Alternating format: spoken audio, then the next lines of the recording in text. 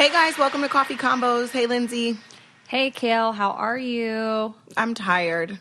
Are you well? I'm well, but I'm tired. That's my favorite question to ask you because I never know what the response is. I might be unwell. Right? Yeah, I'm always actually unwell. Like after this, you won't hear from me for 2 days straight. 2 days. Like don't try to even text because if you do, I'm not going to be able to text back. I don't have service at my new house, and I'm going to be moving for 2 full days. What if I'm worried that like something happened to you? Well, I'll be fine. You think you will? Yeah. So like realistically, you think you can move all of your stuff in 2 days? Yes, I do. I don't have a choice. I cannot pay both mortgages for the month of September. Got it. So I want to... Are you renting your house or we're not talking about that or... So I'm going to rent my house out and I would need to replace the carpet. There's 3 rooms in the house that have carpet. Literally, that's it. So I'm going to replace the carpet and I want all my stuff moved out before I list it because I don't want people to come tour it while I have my stuff in it. That's kind of weird because like what if they just try to tour it because they want to see your stuff? Right. Like it's weird. It's like a weird... Somebody might try to steal a crystal. Like it's a big deal. Oh, I already moved the crystals. That was the first thing I moved was the crystals to make sure that no movers, no painters, no cleaners, no nothing was going to touch my crystals. Because those are very special to you. They're very special to me. So I just love that. That's like my favorite thing ever. Oh very special to me. Yeah, they were very special to me. So the past couple of weeks, I feel so relieved. I feel like talking on the podcast. I don't know what it is. Like I know you even called me out on my energy. She's like, I feel like, Kail, I feel like you feel stressed. I feel like you're flustered. Mm-hmm. Like you're picking up on all the energies. And I'm like, well, I'm just like annoyed. I have to do scripts and other... You have the crystals in your pocket. Mm-hmm. I feel like I'm becoming a medium. Or like Stop a witch laughing. Or like something. Did you ever ask Irene if she carries crystals? Well, she was in some like weird place that didn't have service. Probably like your house. But she was somewhere. I hope not. And I sent her a picture of us with the crystals and she clicked like the love button and she was like, I'll contact you tomorrow. I'm really tired. I'll contact you tomorrow. Yeah. So I haven't heard from her yet, but she will be contacting me and I'll give you guys an update about what Corinne thinks about my 2 crystal collection.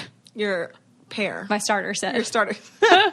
There are like starter ones, you know, like what's a good crystal for your first one? Like there's like... When I get the time, I'm going to order like the encyclopedia. Like I'm going to know about everything. And then Kail and I are going to be schooling each other. And it's going to kind of be like this pissing match. It's going to be like, I know more about crystals than you do. Well, then we should get Spencer Pratt. Like we should just collab. Totally. Yeah. What would we call like, he's got Pratt Daddy crystals. Like what would I call mine? Mm-hmm. Crystals in Chaos? No, because I feel like crystals Kail aren't and chaos. the crystals. Kail and the crystals. I think that's more realistic for sure. Like, but seriously, like I feel like I've turned like a new leaf or I something. knew you were going to say that. I'm basically psychic. That's what I'm saying. It's like the crystals just like changed us as Right. people. Yeah, I don't know. Just like the last couple of episodes, I feel like the feedback has been so good. Like people are saying that they couldn't relate to me before because they felt like I basically had a silver spoon, and until I basically let people know that like I'm normal, which I thought I was, but I guess I hid it.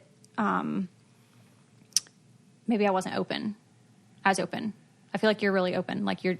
Well, I think that people like look at your life and they know who your family is based on a TV show, and so they just assume that this is Lindsie Chrisley and she was born into a family with money and you have no problems. And because you guys have money, there is no such thing as problems. Right. And so you don't know what it's like to empathize with other people about real life struggles. I think that's kind of the vision that people really... Yeah, but the messages have been like, I relate to you so much more now. Just like so nice, and it's refreshing, and I feel safe, and it's like a good place to be in. Yeah. And I'm glad we have the podcast to like talk about it and be able to do that. So like, how do you feel? I feel good. I feel great. I think that you're doing really well and you're calm and your energy is great and the crystals are working, and I'm happy that you trust your mom instincts. I'm happy that you and Jackson are both happy with the decision that you guys made with the schooling. It's probably just like one less thing that you need to worry about or have anxiety about. I know. I'm already getting messages like about people saying that they've had the same struggles. Mm-hmm. And I guess until you talk about it, you don't really realize that other people are going through the same stuff. Right. I think we talked about it before, like you kind of feel like alone in your problems, but like also everybody else is doing the same life as you. Maybe not like the same path as you or in the same like geographical location or whatever, but everybody's going through the same thing that has kids. And so it just feels so good to hear other moms that relate. Yeah, that can relate. Agreed. I really loved the episode that we did with Brittany. I loved it. I thought she was great energy. And just one thing that I've struggled with in probably my whole life, but more so in my adulthood is like, I feel like a lot of Christians or people, Catholic, a lot of religious people, I guess is a good way to put it, have always tried to shove God and Jesus down my throat. And I get really frustrated by it because I'm like, that's not the way to do it. And then they ultimately end up being like the most judgmental people I've ever met. And I felt like one of the things that really stuck out to me that she said is like, they don't talk about people in their home. And, are you building people up? Or are you tearing people down? That really stuck with me. And I really felt like she didn't judge people who didn't have the same beliefs or live their life the same way that she does. Like, I really felt good about her. Yeah, I feel like she was so, what would be the word for it? She wasn't judgmental at all. Like, I'm covered in tattoos, and I didn't feel like she judged me even in the slightest. Yeah. I felt like it was such an honest conversation and such a refreshing conversation. And I have heard so many times just going to church and stuff, people saying, well, Christians give Christians bad names, They do. Because of judgment or whatever. And I mean, we've all been judgmental in our life. Well, right. But I'm just saying, like, as religious and religious, I guess, as she was, I didn't feel like she was shoving it down my throat. I didn't feel like she was it's saying just like her this truth way in her life is the way that you should be living and this is the way you have to do it. I just felt like she was really open to just all walks of life. Absolutely. Have we talked about on the podcast, or I don't even know if you want to share it, that you went to church? Yeah, we talked about it already. We did? I forgot if we talked about it. I think that's amazing. Yeah, it was cool, but I'm not going to go back. You won't? Not to that one. Well, maybe I'll try again later. Kail's like, nope, that one wasn't the one for me. I'll try one in 3 years from now. Yeah, I'll try again later. So what do you have coming up? The Teen Mom 2 reunion is not too far away. It's in the coming weeks. And then I'm pretty sure going to wrap up in this season of filming Teen Mom, moving. Lincoln and Isaac go back to school after Labor Day. So I'm just trying to think like anything else. I don't have any more trips planned the rest of the year so far other than possibly for your birthday. Can you share anything for the people who are like avid Teen Mom watchers for the upcoming season, like what we can expect? Well, it's kind of weird because like we've already talked about a lot of the stuff that they're filming for the season on the podcast. So like the Hawaii, right? Like the Hawaii, I've already given you all the spoilers. We talked about the Hawaii thing. Obviously, always updates on like Chris. Like Javi and Joe are not filming for the show at all.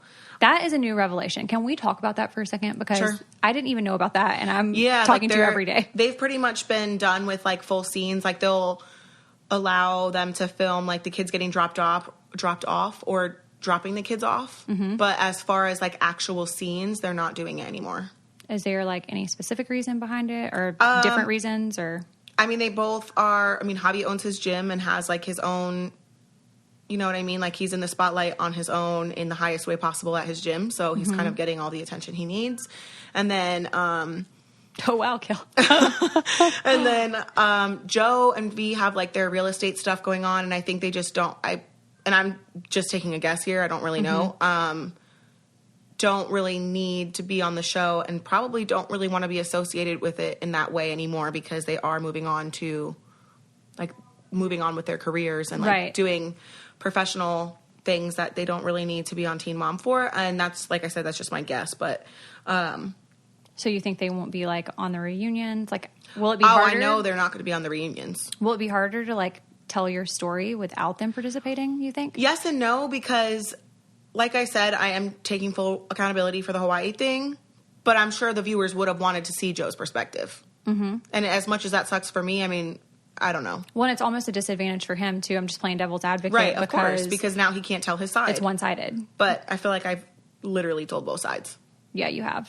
And like I didn't, yeah. I'm not sitting here trying to just very black play and victim. white. Yeah. Like I did what I did. I made my bed and I laid in it. So I just feel like in that, but in like other like in other scenarios, I guess he won't have. And I guess that they would probably never say no if he wanted to come back for one scene to explain his side or whatever. But is it like official? Like, was it like a conversation that was had or like? I don't know. I don't know if they talked to the producers about it.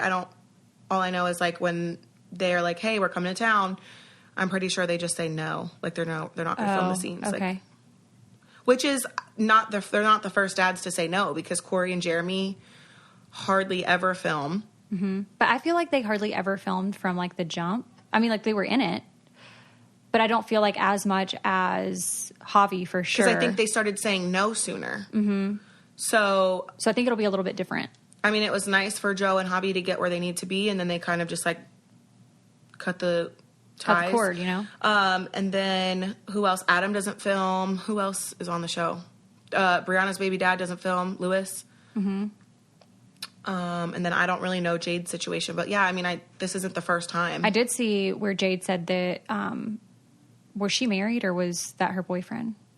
Chloe's dad, is that her? I think that was her boyfriend. I don't know if they're together or not. I think that he is filming. I think I saw her say that he was. Oh, okay. So, but I don't know. I'll be interested to see her story unfold on there too. Yeah, so that's all that's new with me. All right, guys.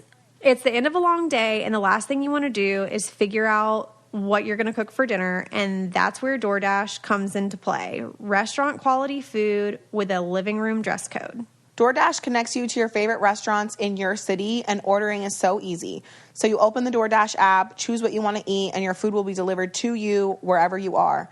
That's actually super convenient, especially when Lindsie and I are traveling for the podcast, because we know we have certain call times, and we know we don't have a whole lot of time to like get to a restaurant and then be back on time. So we've definitely used DoorDash when we're working.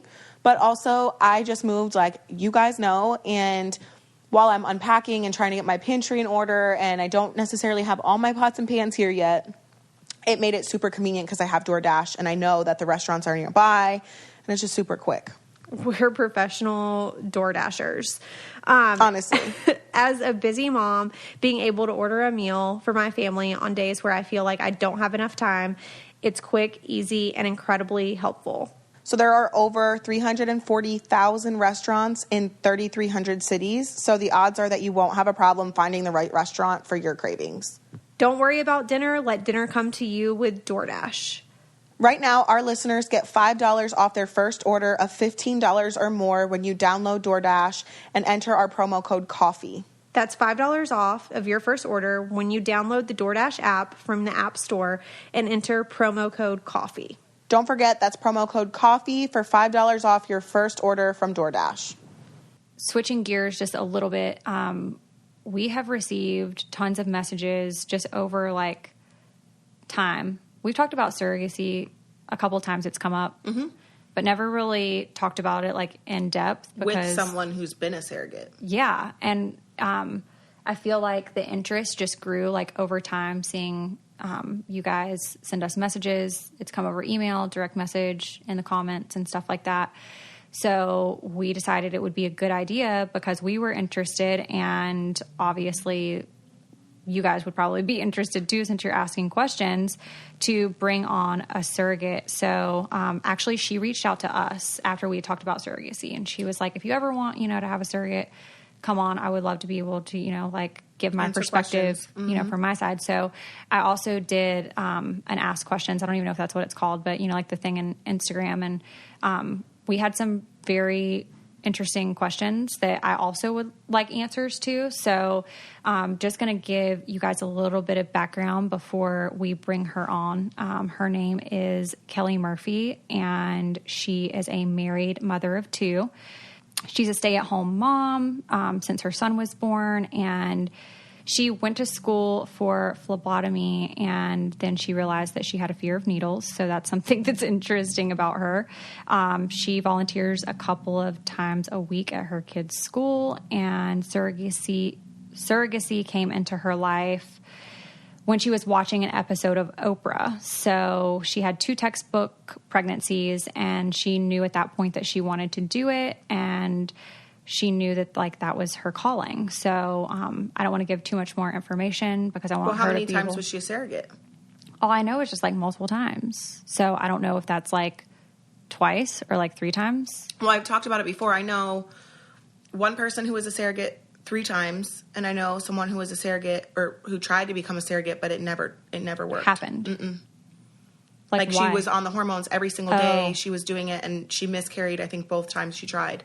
So Oh, wow. it was like, it took a toll. And I mean, she was hormonal and going through all of these things with her husband for a baby that wasn't theirs. And so it ended up causing them issues, and she didn't ever try again. Wow. So I don't want to waste any more time because I want her to be able to tell her full story, and we have like a lot of questions. So let's get her on. All right, guys. So we are going to welcome Kelly Murphy on to Coffee Convos. So Kelly, welcome. Thanks for coming on. Hi. Hi, I'm so excited. So we kind of like did like a brief intro of who you are and like what your story is going to include. But, for myself, I already have so many questions, and I know that Lindsie didn't ask the Listeners thing. So they have a ton of questions, and we obviously want you to tell your full story, but also just know that we may do rapid fire with you later because there's so many things we want answered. Okay. Go for it. We've talked about surrogacy on the podcast before, but like never in depth. And there's always been like a bunch of curiosity from both of us just as hosts, like what it's like, how you make that decision, and how it comes into your life. So I think for everybody to get like the biggest picture, to maybe tell your story from the beginning. Okay.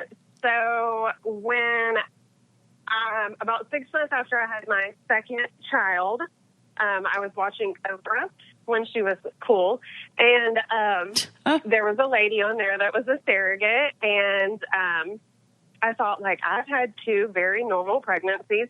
Why can't I do that? Like, my kids are my entire world, so why not help someone else? So my husband comes home from work, and I was like, I figured it out. I know what I want to do, because at the time I was a stay-at-home mom. Well, I still am today, 8 years later. And he was totally fine with it. And right off the bat? He really was. He was like, my husband would have been like, get out. Yes. If I would have went to any of my kids' dads with that, they would have been like, get the hell out. Most people say that. My husband would never let me do that. And my husband's always like, but why? Like, who is it hurting? Like, no, it's not really, wasn't bothering him. I was still breastfeeding at the time, and I reached out to an agency, and you have to not be breastfeeding. And it was like my goal to make it to at least the 1-year mark. And I told them my son's birthday was in March. He turned a year old on the 4th, and they called me on the 5th. And we're like, we just wanted to know if you were still interested. And I was like, this was like meant to be. Like, they reached out to me. Mm-hmm. That was in March of 2012. And I got pregnant my first time with, I carried a set of twins the first time in August of that same year. So it all happens really fast. Yeah. Wow. So the family, do they pick you? Like, how does that work?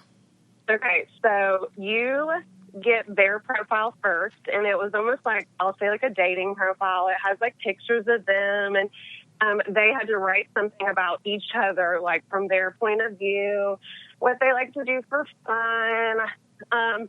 It didn't go into too depth on like their medical history and why they were there. It was just more like about them. And I told myself from the beginning, why would I turn someone down? Like, I didn't have a reason to.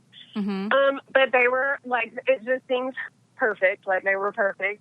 And I was like, sure, we'll go with it. And then they receive your profile after that, but you get to say so first. Okay. And do you know do you know if it's like that across the board, or this is just the specific agency that you went through? I've worked with 2 different ones. I carried for the same agency twice and then moved on to another one, and they both were the same. Okay. So wait, did you know that you were going to get pregnant with twins, or you didn't? most people transfer 2 embryos because the cost is so expensive for IVF. So they try to do like a 2-for-1 kind of deal and hope that at least get one of them will baby. Yeah. Okay. So they both took, embryos, that's like a whole nother story, are graded on a scale, and the ones they put in were both like AA 5-day embryos. So the odds of them taking were really good. And they did. So, yeah. Wow. Yeah. All right, guys, let's talk about HelloFresh. I love HelloFresh recipes, and if you've been wanting to try this service, now is the time to see what's cooking. HelloFresh does all the meal planning and shopping, so say goodbye to endless grocery store trips and takeout food. HelloFresh has you covered. Spend less time meal planning and grocery shopping so that you can get your time back to do more of what you love. Just cook and enjoy. There's 3 plans to choose from. There's classic, veggie, and family, and you have the option to switch between whenever your tastes change. Break out of your dinner rut with HelloFresh's 20-plus seasonal, chef-curated recipes each week. I actually got the sesame beef tacos and the Parmesan crusted chicken, and we've tried these recipes before. I kind of just like keep getting them every time they have them, and we love tacos in our house, so I think that's just like a staple for us, and it makes it so much easier. And also, I feel like the recipes are more fancy, so I don't feel like my meal's just like so basic. Honestly, that's like the best part. You feel like a chef. Yes. So it's easy to go through the list of meal options, and you can add extra meals to your weekly order as well as like add-ons. There's garlic bread and cookie dough, stuff like that. And you can change your delivery days, food preferences, and skip a week whenever you need to. So for $80 off your first month of HelloFresh, go to HelloFresh.com/coffeecombos80 and enter coffeecombos80. It's like receiving 8 meals for free. So again, for $80 off your first month of HelloFresh, go to HelloFresh.com/coffeecombos80 and enter coffeecombos80. So can you tell us, like, was the pregnancies different than carrying your kid, like your biological kids? Did you have attachment? Did you, what were the emotions that went through it? Because I know a lot of people asked that, like, in different ways. They were specific questions, but that was like the general. Yeah, a lot of people want to know, like, how did it feel when you gave your baby up? And I always tell people, it wasn't my baby to give up. I was just carrying it. Like, I gave it back to them. And you have to, definitely go into it with that mindset. There's definitely a lot of psychological screenings that go into surrogacy. You have to sit down like with a psychologist, and there's like a test you have to take, and they try to definitely weed out the crazies. But I just went into it with like, I'm doing something good for somebody else, and in turn it was good for my family. I mean, yes, you do get paid to do that, and we were able to buy a home, and something that I was to Disney. Yeah. So. I had a friend who did it or was trying to do it, and this is terrible. But I'm going to say it. She wanted to do it because she needed money, but I don't know if that's necessarily the right reason to do it. I just think that, you need to do it from, the goodness of your calling, heart. Right. Yeah. It's like something that you feel is the right thing to do. So I think that was another question that we had was, do you get paid? And is it across the board, or some situations, you just strictly carry the child for the family? I would say that you definitely get paid unless you choose to go independent, and that's like not working with an agency. And I feel like most of those situations are like family, friend, situations where like, I'll just carry it for you kind of thing. Mm-hmm. Got it. Okay, that makes sense. Yeah. So once you carry the babies and it's time for you to deliver, is it kind of like set up the same way as an adoption situation is set up, to where like the mom gets to come in and hold the babies first, or like, do you ever hold them? Do you see them, or like, how does that work? The first time the parents missed the delivery, because I live in Georgia and they lived in Texas. Okay. And they chose to drive because they didn't want to bring their newborn babies through the terrible Atlanta airport. Got it. That makes sense. So they drove the 16 hours here. So they missed the delivery. I carried the twins to 39 weeks, which never happened. That's amazing. I was ginormous. And so I took care of them for probably the first 10 hours before they got there. So I definitely held them and fed them and changed their diaper, but they wanted it that way. And there's, here in Georgia, we have things called pre-birth orders, and things are put in place that if you didn't want your surrogate to take care of your baby, the baby would just go to the nursery. Got it. Okay. We had grown so close that they definitely wanted my husband and I caring for them before they were able to make it there. So. And did you feel that attachment of not wanting to give them up? Or because I know that you said that you knew that they weren't your babies, but did you feel any type of attachment like, oh, wow, I regret doing this? Or it was like, oh, wow, I definitely am happy I did this and I would do it again? Yeah, absolutely. I was definitely happy I did it. I mean, it's just overwhelming. Like, and I don't know, you won't know until you're in that situation that you're like, this is why I did this. Like, your heart literally could burst right out of your chest. Like, it was amazing. And they walked in, and it was almost like they were nervous to even hold them. It was just, it was surreal for sure. It still is now because the kids are like going to first grade this year, and I just think that's crazy. So, did you have like restrictions and rules and like things that you could eat and not eat, or like how did that work while you were pregnant? Did they not want you doing certain things for the whole thing, or? No, none of the 3 times. I've carried 3 times now. None of them were that way. The first couple did send me some like vitamins in the mail that they had heard would help even out like twin birth weight. So I took those, but no one has ever really put like a food restriction, or like we moved the first time and they paid for all the movers and everything because they didn't want me doing anything. But wow. And you can't really travel away from your hospital after like 20 weeks. Well, with the twin pregnancy, because they didn't want me to like be too far from home. Right. So nothing crazy. I'm sure there's crazy things out there, but not for me. Do you have a relationship with any of the families or the kids that you delivered and obviously had children for, or is it strictly like a closed adoption? No, I have relationships with 2 of the 3. The ones that live in Texas, we speak regularly, send pictures, birthday, Christmas presents. And the second couple was actually a single female. Well, it wasn't a couple, I guess, a single lady. And she actually comes to Atlanta to see my family all the time because she doesn't have a lot of family, so she considers us family. You know, like I'm Aunt Kelly, she's Aunt Allison. Oh my God, stop! That's so cute. That's sweet. Yeah, she actually lives in Philly. So. Oh, okay. I live right outside of Philly, so that's amazing. Yeah. And the other couple was actually a local couple, and they definitely were more businessy because there's people like that don't want that personal relationship. And, right. I have not seen them since we left the hospital, and not really spoke to them a lot. So no. But the other 2 are very warm and welcoming.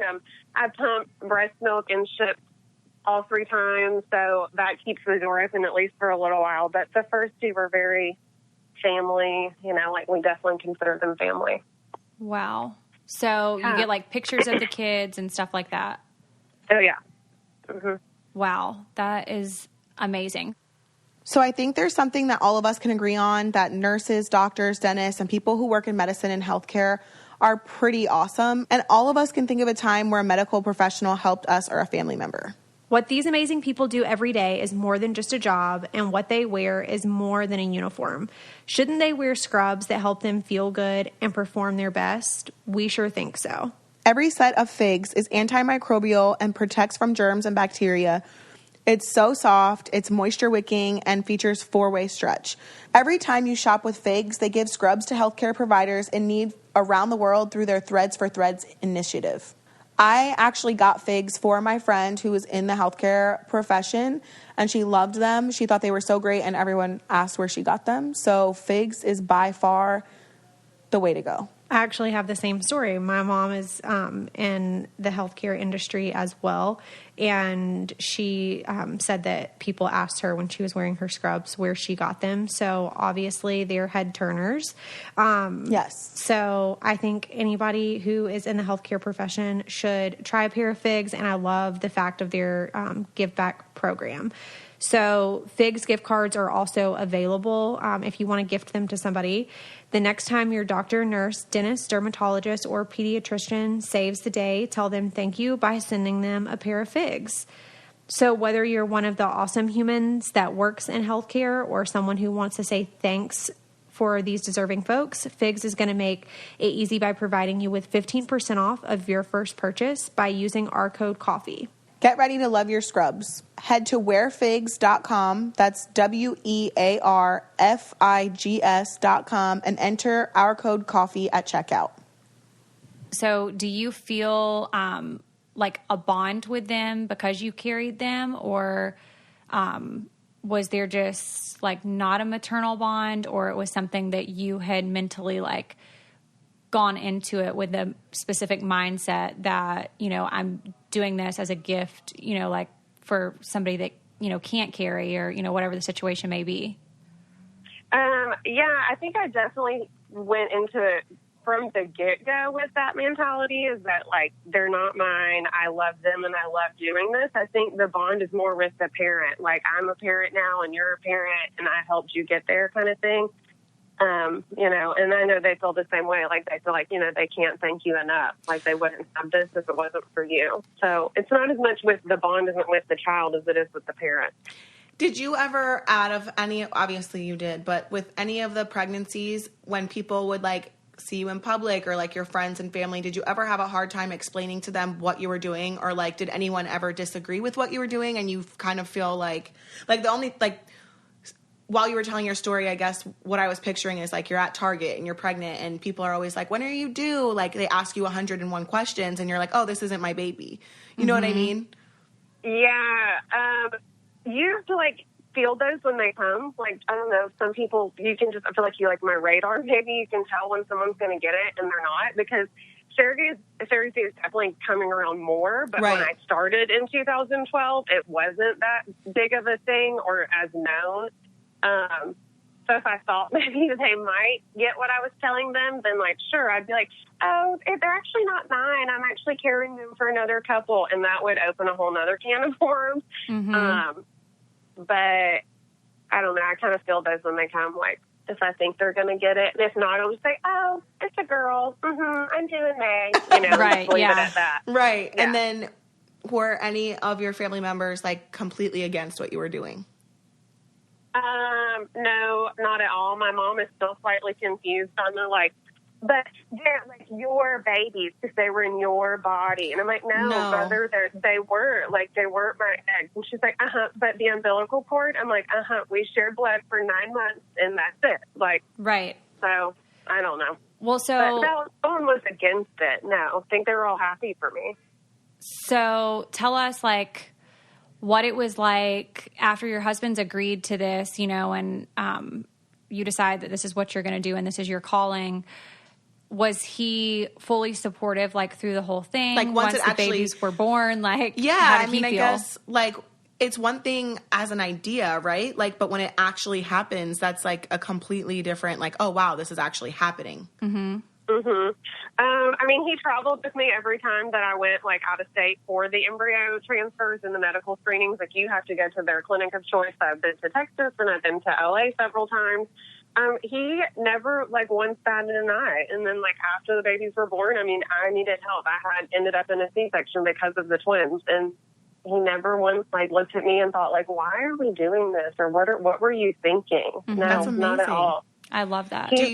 He's a good guy, so. Obviously, yeah. I think that's great. Yeah. Did you guys feel the same emotions during delivery as you did for your own? Like, that natural, like, you almost, I mean, for some of my kids, I cried and some of them I didn't, but, like, that natural, like, oh my gosh, like, I did this, like, I don't know how to describe it, but you get what I'm saying, right? It's like an empowering feeling or something. Yeah, for sure. I mean, like, I'm laying there thinking, like, this is really it. Like, these people are about to become parents. Like, while I'm being cut open, like, I can't, like, I'm thinking one thing, and the people on the outside of the door, because I chose to have my husband in the operating room all 3 times, you know, I thought, like, what are they thinking outside this door? Like, Right. They would have to have a million questions, like, knowing that biologically, like, those are their kids, but they're, like, standing outside a door waiting, you know, while someone's about to give them the greatest gift of their life. Prior, I guess if you, like, rewind a little bit, prior to actually becoming a surrogate and having your own 2 kids, did you know that you were done having your own children? Or would you... They definitely ask you that in the screening process, that if you think you're not done, because I wouldn't say young for a surrogate, but younger, because I had my daughter younger. I was 21, and she's 11 now. So they definitely ask you those kind of questions, like, do you want more children? And I was content with what I had because I had a girl and a boy. And so my husband and I just thought, like, if for some reason this makes me infertile, because there's always that possibility of, with any pregnancy, of something going wrong, were we finished? And we were content with what we had. So now looking back, not that I can't have any more children. I'm like, now I'm getting old. It would be my 4th C-section, so I doubt we would do it again. But, yeah, we're content, and we were then. I mean, you have to definitely make that peace that if something goes wrong, I won't be mad at myself or mad at my husband or mad at the world for, like, the decision that I made. Right. So if you guys are like me and constantly trying to fit exercise in the day, but you feel defeated, you'll definitely love Openfit. Openfit makes getting fit doable for everyone. It's a super simple streaming service that allows you to work out from the comfort of your living room in as little as 10 minutes a day. And honestly, sometimes we only have 10 minutes, so that's why I love this service. I actually was looking on there a little bit ago because I don't know that I'm going to have time to go to the gym today, so I was thinking about doing the extend bar at home because you don't need a bar, or doing the Yoga 52. But something that I found on there that was really cool was links to articles for like motivation, sleep, self-care. And I'm dealing with some sleep struggles right now and I don't know what's going on. So I'm definitely going to check those out. Same. So much same. So they have every type of workout, from intense workouts to low impact videos. And they even have a video called Rough Around the Edges, which is me, featuring 6 badass stunt women. And you can view them from your computer, web-enabled TV, tablet, smartphone, or even Roku. Some places only sell classes as a package and you can't always make it to every class. So Openfit brings the class to you. No longer worry about others watching you work out or feel the pressure to keep up with peers in the gym.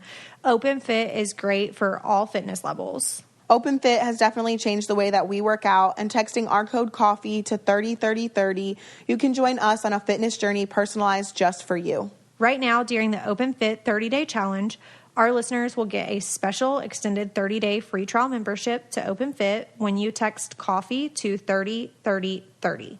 You'll get full access to Openfit, all the workouts and nutrition information, totally free. Just text COFFEE to 303030. Standard message and data rates may apply. So can you tell us, were your kids confused? Like, did they understand the process? Like, did you have to explain that to them, that this is not like a brother or sister? How did that go? My son was only a year old, like, at the time, the first time around. My daughter was 4, and she understood, and there's actually some children's books about surrogacy, about this mama kangaroo that cares for another kangaroo lady in the neighborhood. That's and cute. Then, gives the baby back. She understood as much as, I guess, a 4-year-old can. One time we were at ballet, and a little kid said, your mom's gonna have another baby. And she said, it's not ours. My mom is like an oven, and she's keeping it warm. Oh, that's sweet. That's so cute. So cute. So I love that. she definitely understood it, and I don't know if it was because she was a girl and boys are more like whatever, Yeah. But she got it, and now they're both older, and the last one I delivered in 2017, and so now they're both older, and they totally get it, and, it's not ours, and we're not bringing it home, and they're fine with that, and we leave it at that. I think that when my kids get older and they go on to possibly have families of their own, especially for my daughter, that she's going to be like, you're like a real-life superhero. Like, you put yourself through that for someone else.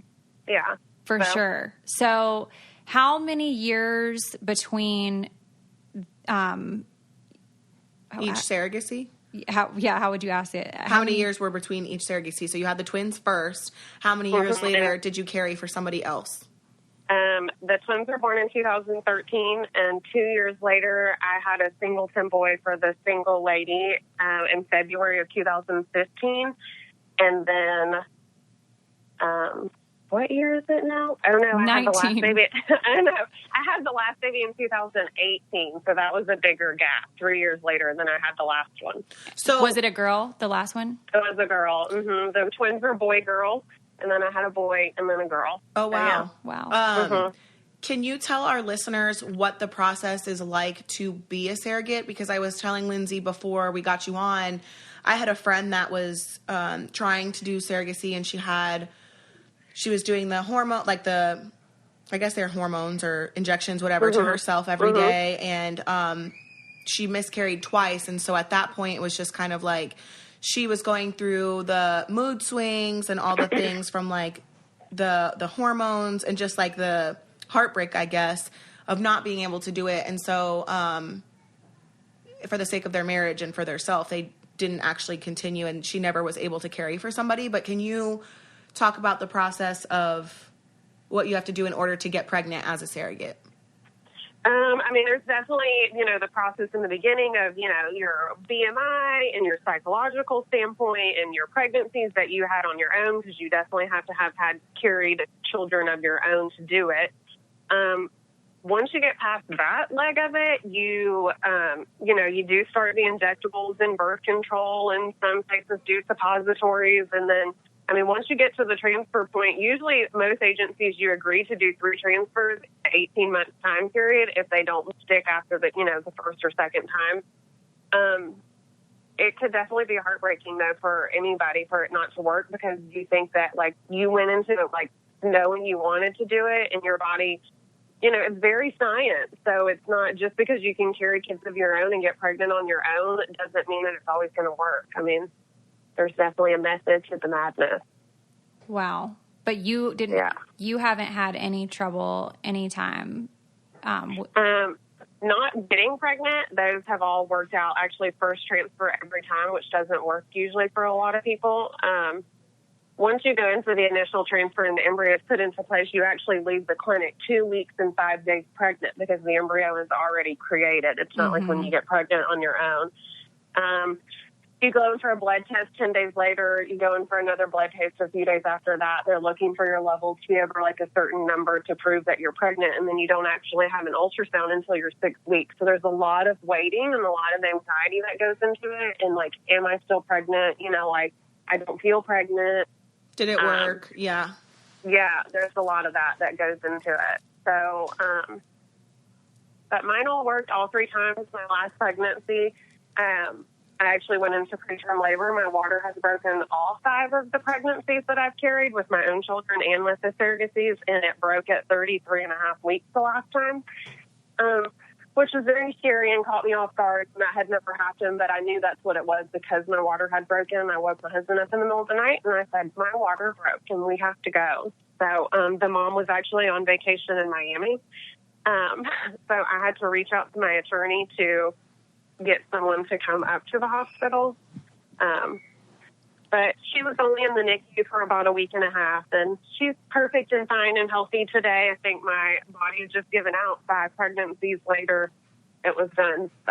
So is there always attorneys involved on both sides? What are these legal binding contracts through lawyers or how does that work? There's definitely contracts, a long contract, breaking it down by anything and everything possible. Definitely stating, that me and my husband, and this isn't our biological child, and this belongs to so-and-so. Obviously the payments are broken down in there. Any sort of medical emergency that could possibly happen, travel, all of that is broken down in there. Here in the state of Georgia, we do have a pre-birth order, and that means that you go to, your attorney would go to the courthouse on your behalf, having a birth certificate already set in place with the parents' names legally put on it. Some states do not have those, and surrogates will have to go to court up to a month or 2 months after the baby's born to get their name taken off of a birth certificate. Oh, Luckily, wow. here in Georgia, that's not a problem. Yeah. All right, really quickly, we've never talked about this before, but if you ever buy something online and you later realize that you missed a discount, this happened to me all the time until I started using Honey. So Honey is a free browser extension that finds coupon codes and sales at places that you're already shopping and then applies the best deals to your cart at checkout. Whether I'm shopping off Amazon or Nordstrom, I don't have to stress about losing out on any deal.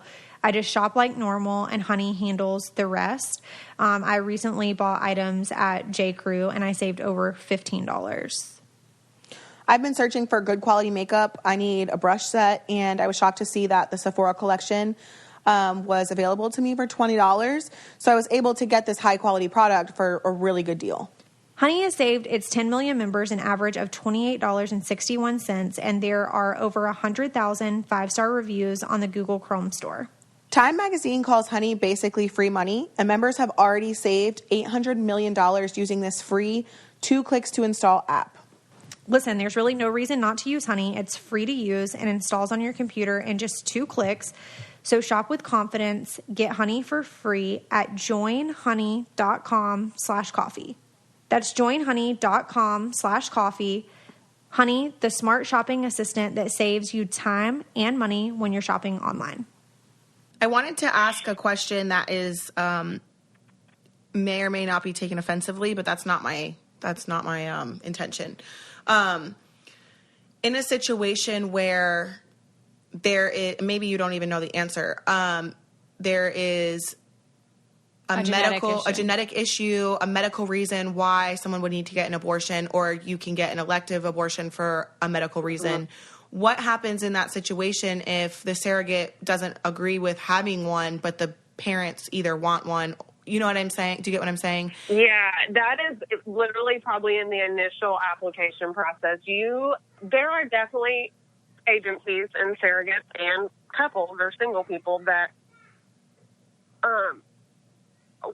want it to be up to the parents, and I choose to let it be up to the parents. And a lot of agencies won't accept you if you're not willing to let them make that call. When I go into this is my body, their baby. So they make all of those decisions. I have no power or no right to say that they have to keep it or they have to choose to raise it. And they have to sleep with those decisions at night. And I'm the one, I'm here for them. So. Okay. Well, that answers my question. I feel like listening to you, I obviously know that I would never be cut out to do it, but listening to you, I feel like you're so, you're in such a good headspace about it. Your ducks are all in a row with it. And mm-hmm. I want to do it. Were you always like that, or was it something that you just had to train yourself to get in that mindset? Or was it, you know what I mean? I don't know. As far as surrogacy goes, absolutely. I didn't grow up in the best home, and I always knew that I wanted children and I wanted to be a mom and that I wanted to be the best mom, and I didn't want my kids to want or need or wonder if they're loved. And I just, after I had my own children and realized what an impact they made on my life, I just can't imagine the people that have spent the thousands and thousands of dollars in the years and years of just wanting a child that I was able just to do on my own. I want to do it. I could totally see you doing it. Someone messaged me asking me. Full on DM'd me and was I know this is crazy. But that might be a fan and that might be scary. Well, right, of course. But to go through an agency, I truly believe that I would have, I feel like I would be Kelly. I feel like I would be able to understand this is not my baby and I'm giving this baby to. See, I wouldn't be able to understand that. And I think, and I wonder, I would be curious to interview somebody who is on your end of it, who did go through with it and then struggled to give the baby up. Yeah, have you ever heard that, Kelly? Not from the hundreds of surrogates that I've met along the way, just through social media, where I've definitely heard of, postpartum for sure. You go home and you struggle, and I'd be lying if I didn't say that after my second pregnancy that I caught myself being snappy with my children. I'm snap out of it. You're, calm down. And it didn't probably have anything to do with the baby, but your hormones are all over the place. So, sure. There's definitely situations, I'm sure, like that, or not even being snappy, but sad and emotional and what just happened. And maybe they never go on to do it again. I think lots of surrogates definitely carry more than one time because you see the bigger picture and you see what you did. Right. Well, it's an amazing gift, that's for sure. I think I was definitely put here to do that, and like I'm so glad that my life took me that direction. So can you tell us? Obviously, Kail's had different experiences with all of her deliveries and pregnancies and stuff. Did you carrying your surrogate? What are they called? Like, surrogate pregnancies. Surrogate pregnancies. Is that what they're called? Mm-hmm. With your surrogate pregnancies, and you don't have to say like the twins or the boy or the girl, but did you have different like emotions about them? Were you connected to any of the pregnancies like on a different way at all, or no? Or were they all the same? No, I would say they were all the same. No, like I never felt more connected to one over the other. No. Wow. I feel like you're so strong to be able to do that awesome. Because I think that's awesome. I would not be the person that would be able to. I want to do it. And my sister's the same way, and we feel like we're like separated twins, and she's like, that's absolutely not for me. Like, good for you, but that's not for me. So, right. I mean. No, I like respect it 100%. Mm-hmm. Like there's a need for people that have your mindset and that can mentally do it, you know, but I just know. And you really don't realize people, how big the infertility world is, and people are struggling so bad until you get into it. And then you realize, like, there's lots of people like me, and then there's hundreds and hundreds of people, like parents on a waiting list to be matched. I mean, they're constantly looking for surrogates, like, and they just have to wait. So can you tell us, people who get surrogates, were the families that that you carried their babies for them, was it all situations where they just couldn't carry, or did you have a situation where a mother just didn't want to carry? No, none that didn't want to carry. One carried and was had multiple miscarriages, and her uterus was just odd shapen, and she was never going to be able to carry. It was never going to hold. The second one was an older lady, and she never got married, and now at that time her eggs were no good, and so she actually went through an egg donor and a sperm donor, so the child is actually biologically not hers. She just wanted to experience the pregnancy part of having a baby, which is why she didn't go through the adoption route. A lot of people ask that, why didn't she choose to do that? But she wanted the whole package. Right. And the last lady actually carried a daughter of her own, and she's 2 years older than the one I had, and she just had a lot of issues the entire pregnancy, and her doctor suggested that she probably not carry again. Can you choose to get a surrogate just because you don't want to carry? I think that's a vanity thing, like a Hollywood thing. Yeah. I'm sure there's people that do that. Yeah. Yeah. So you don't have if to you're willing to pay the money for it, then I guess sure you can do whatever you want to. But I feel like people that go this route, it's because it's their last like a resort. necessity. Okay, I see what you're saying. I just am curious, like, who would I even call if I wanted to be a surrogate? Like, Kelly, tell me all of the things that I need to do to become you. I can message you on Instagram or Twitter or something and send you the agencies that I've worked for. But there are lots of amazing agencies out there.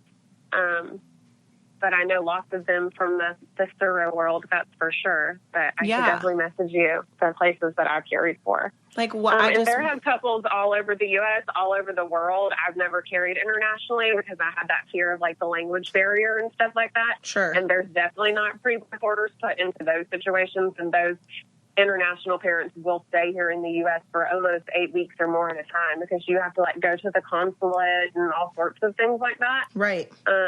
Worth the hassle? Sure. It wasn't something I was interested in. So I've carried here in the U.S. like all 3 times, a couple from Texas and the lady from Philly, and the last people actually lived down the road in Sandy Springs. So they live local to me. Yeah. So can you tell us, like, now that you have carried 3 times, are you officially like completely done, or would you be open to another one, or are you just like, I've carried 5 or 6 babies, right? 6 babies, 5 pregnancies. 6 babies, 5 pregnancies. No, I'm definitely retired. After the preterm labor last time, I probably wouldn't find a fertility clinic that would approve me anyways.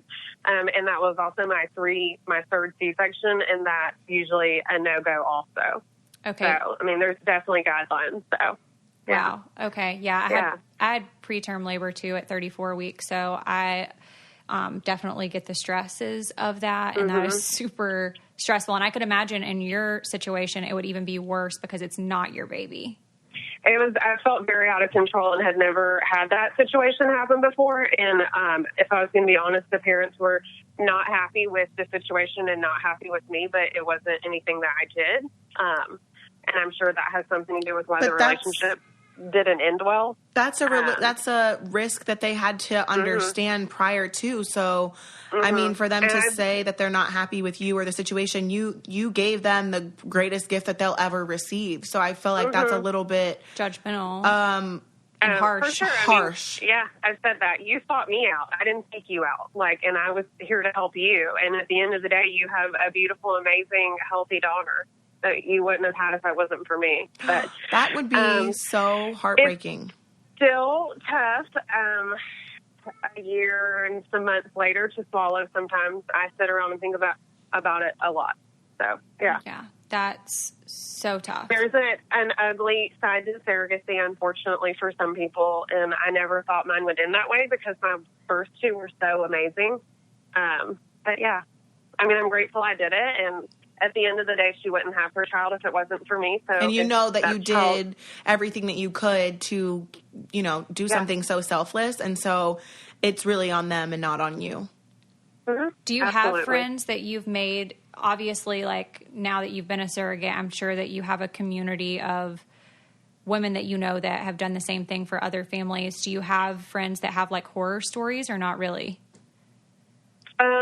No, not really. But I can think of off the top of my head. Here locally, I have persuaded or convinced two girls that one I worked with and one I went to high school with to go on and be surrogates, and they've actually carried 2 more times. So I just, I feel like it definitely came full circle for me. And now you persuaded Kail. Oh, I already entertained it. Persuaded Kail. So yeah, yeah. I love it. It was amazing for me. It was a good thing for me. So, well, thank you so much for sharing all of the details. It's fascinating to me, and I feel like it's such a needed thing, and a lot of people just don't know a ton about it because I think a lot of people hear surrogate and they think of royalty, or they think of Hollywood, or a Lifetime movie. There's definitely been Lifetime movies made that are scary. Yes. Yeah. So I love to hear the real perspective of, just an everyday mom that has done this for families. Mm-hmm. It's really refreshing. So can you tell our listeners before you go really quick where they can find you on social media? Do you want people to reach out to you? Do you not? Do you have a community or? They absolutely reach out. I am on Twitter and Instagram and Facebook just under my name, Kelly Murphy. They can search that. It should come up. I honestly answer questions all the time for people, lots of messages, and I would love to help anybody make a decision if they're looking for a surrogate or to be one, or whatever I can do to help for Kail's sure. hit me in the DM. Right. You want me to carry your baby? We can do this. I'll definitely message you, though, some of the agencies that I know are good and the ones that I've carried for. So, okay. Awesome. Yeah. Well, thank you so much. We really appreciate it. Yeah, you're welcome. Thank you. All right. Thanks for having me. We'll talk to you soon. Bye-bye. Okay, bye. Sorry. 35. Plus 13. So we're at 50. Yeah, so we just need just say let's just talk about hypotheticals, okay. What you would. I want to be a surrogate. Maybe we should say wow, that was really eye opening or something. Yeah, I mean, I feel like we're still recording, so. Oh yeah. That was very eye opening. I think I could be a surrogate. I want to complete my own family first, but I definitely would do it. But you're kind of in between not knowing what you want to do. Whether you want to have a baby, carry another baby of your own, if you want to adopt, if you want to foster. I want to do all of it now. Did I text you the other day? Yeah, we were texting about this. And we were talking about it, and I was like, well, these are the things, like, if you foster, you have to be okay with, you know, like, they can be placed back with their parents and Did stuff we talk like about that. it on the podcast, though? We didn't talk about it on the podcast. Okay. So for those of you that are listening, the other day, I think it was like maybe a week ago, I texted Lindsie and I was like, I want to adopt children. And she was like, Kail, what the fuck? Yeah. You can't just like On a random Tuesday, just be like, I'm going to adopt kids. But I really sat there and thought about it, and I was having a conversation with somebody else, and I just think that I want more kids, but whether I carry them on my own or not is not important to me. Mm-hmm. So you've done that.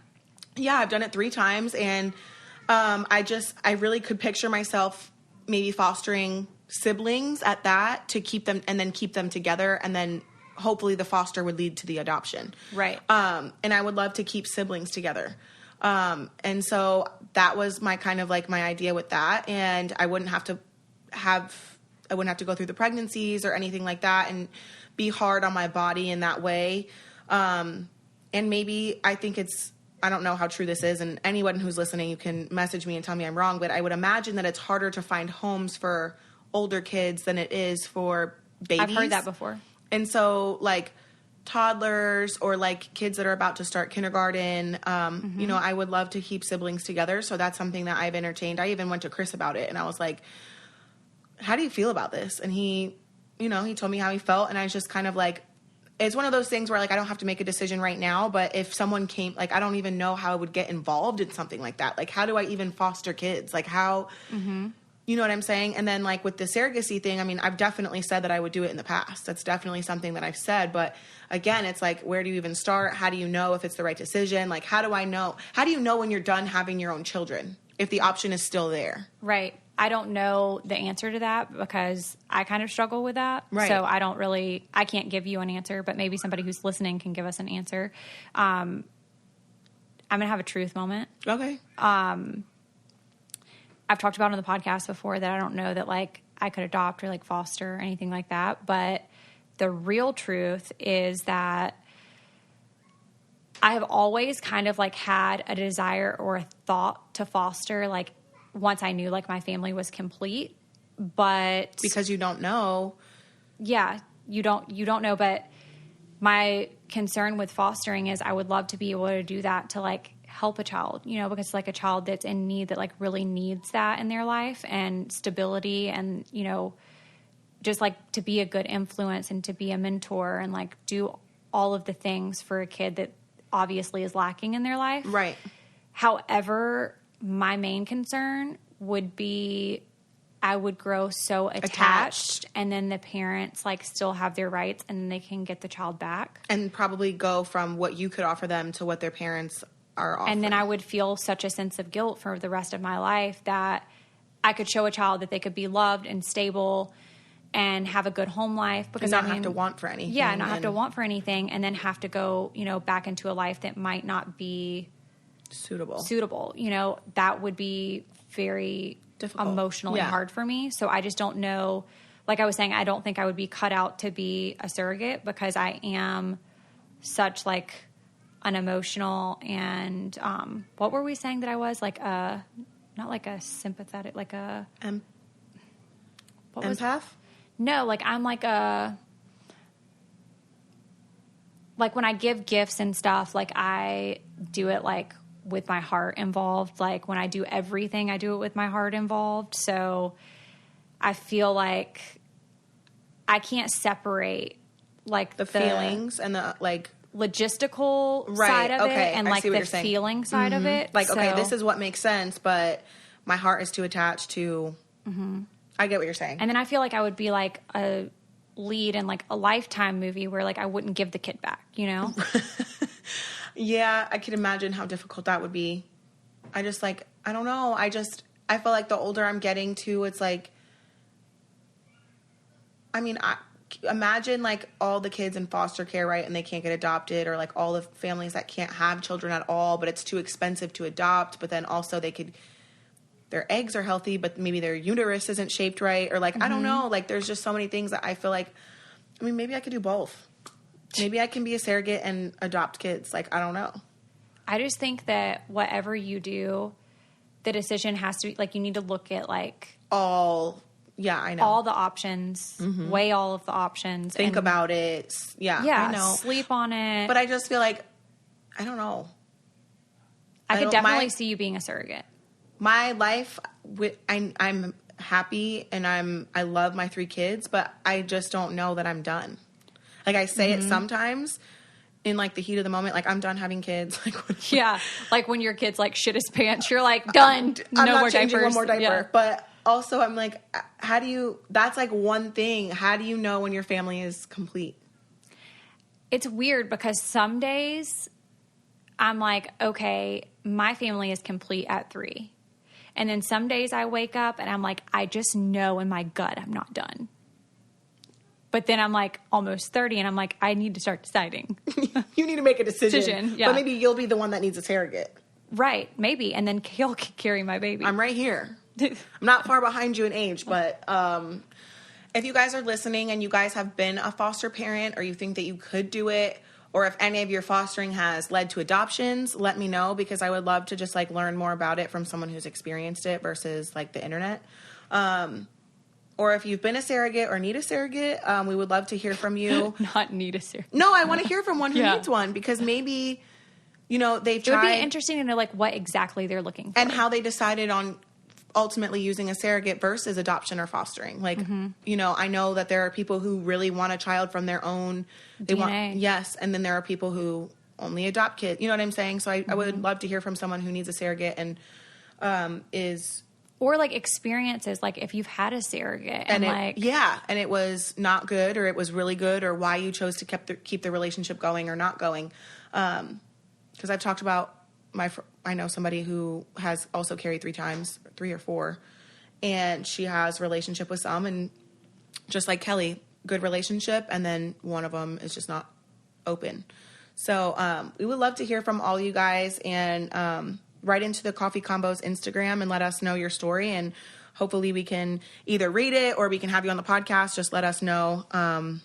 Yeah, and I know a lot of people, I just want to address this really quick. A lot of people keep asking, would we ever have like a listener or something like that on the podcast? And I think if the timing was right and like the story was right, then definitely. Because I'm not sure if Kelly listens to the podcast. I guess she would have to or someone she knows listens to it. Yeah, somebody like told her or whatever. But basically that's how we found her, you know, was just combing through emails, and the email just struck our eye. So don't hesitate to like reach out on DM or there's an email on there also. And we have also attached a press email that the network actually has access to. So certain things that we might not necessarily see. If it's truly like an inquiry to want to be a guest or whatever, you can always email that press email. And if it's a good fit for the show, then we would love to have you on. Also, before we go, if you guys have anybody that you would like to like nominate for us to have on the podcast, or somebody that you really want to hear, or any type of topics that you want us to cover on the podcast, we would love to entertain those. So we hope you guys have a great week, and we'll talk to you soon. See ya.